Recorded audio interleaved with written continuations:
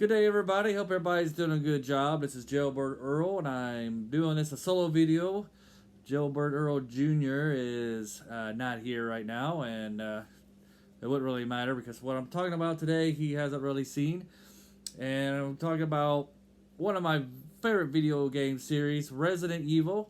But I'm not talking about the game today. I'm talking about the new information that I just seen a trailer of the new Netflix series of Resident Evil, and I kind of got excited about it because I'm a Resident Evil fan and I like the games and I like the CGI movies, and the new Netflix series looks like it's gonna be more of the online of the CGI movies that came out a while back and that they continue doing.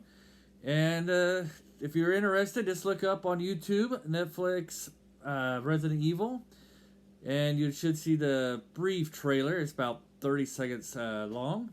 And what got me excited is that it has some of the game characters. It featured Leon and Claire, and we see Claire that she's in some kind of like a abandoned house, and she's stepping on some tubes.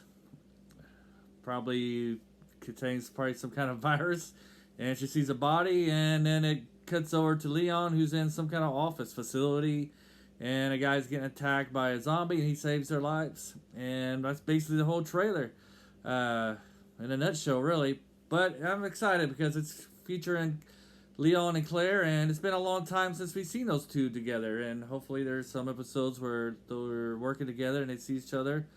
And so that's what I'm excited about. I also like to talk about, because I know a lot of you who come on here are readers. Back when in the 90s, when the Resident Evil video games were really popular, Capcom had some books published for them, and they were written by an author named S.D. Perry, and they were very good books. They're not very thick at all. As I'll show you, this is the first one. They're all paperback. They were called pocket readers. It was only about maybe a 2-hour read if you're a good reader. And it came out with a series of about 7 books. The last one was Resident Evil 0. And they were all written before Resident Evil 4. And so I'll just give you a brief description. If you're somebody who just likes Resident Evil, or you like zombie stories, or even kind of mysteries, these books are for you. They're easy reads. I think they might, if you're a younger reader, they might contain some language, I don't know, but there is definitely some death and a little bit of gore, as people do get eaten by zombies in these. But if you're a fan of Resident Evil, I highly recommend these. To me, personally, I prefer these over the Milla Jovovich movies, just because they're more on the storyline of the actual video games. I do enjoy the Milla Jovovich movies as well, but I kind of consider them not really part of the Resident Evil lore, just because they're really based on anything that the video games are. However, these books are, and I ended up buying them all, but Resident Evil 0, I don't like prequels, so I never bought that book. But these what they look like. You got the Resident Evil 1, the Umbrella Conspiracy, and you got Coleman Cove, which you see it's got Rebecca on the cover. And then you got City of the Dead, which is basically based off Resident Evil 2. Does a very good job. The Umbrella Conspiracy is about Resident Evil 1, the mansion. And then you got Nemesis, which is, of course, is about Resident Evil 3, the game. And then Resident Evil Code Veronica. And the book I have, but I don't have with me because I've misplaced at the time being, is Resident Evil Underworld, which is probably my favorite book of them all. What's different from these books, or what makes these books so good, is that if you're a video game, the books that are based off the video games go hand in story for story along with the video game. There's very little changes. The main change that you'll see in this is that S.D. Perry created a new character who is name is Trent. And you see that Trent, you find out this little background, Trent works for Umbrella, and he's kind of behind the scenes character, and he kind of gives these characters hints on how to solve the puzzles. For example, in Umbrella Conspiracy, he gives Jill Valentine some clues that will help her once they get to the mansion solve some of the puzzles and stuff. And he has his own little backstory that's very interesting, that his own motives on why he's wanting to take down umbrella. And I kind of wish that they would allow S.D. Perry to continue with these books, her own storyline, create her own book, so we could see the downfall umbrella.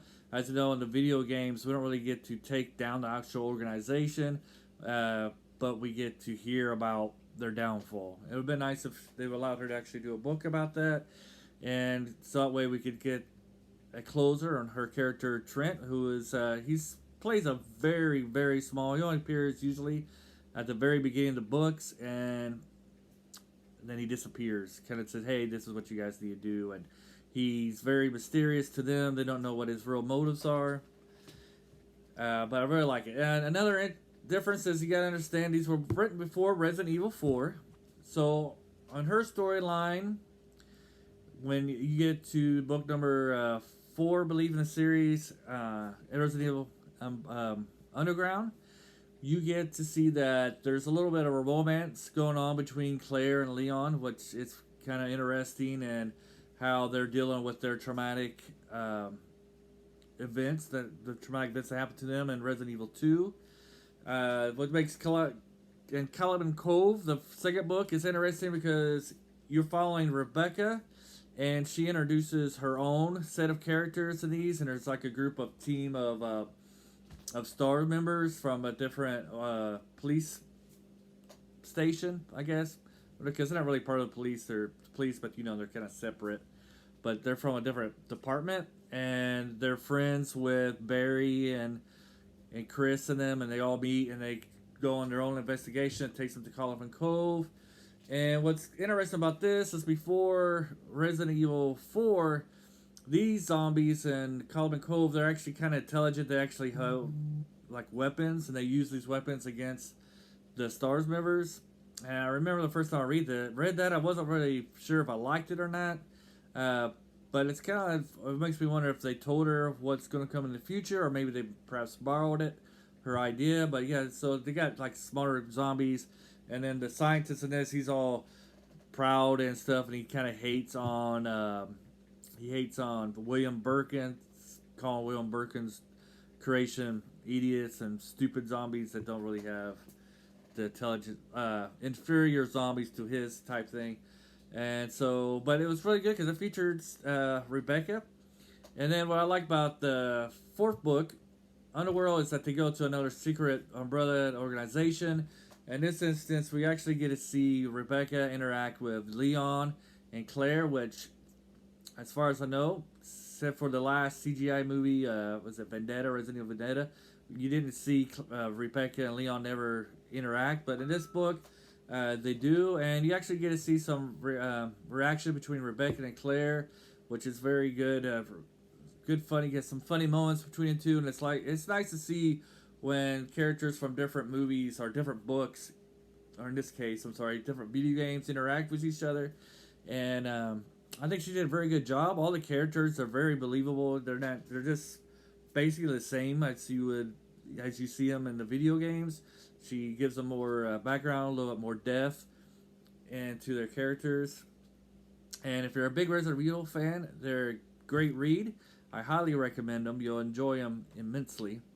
So that's basically what I'm talking about with the books.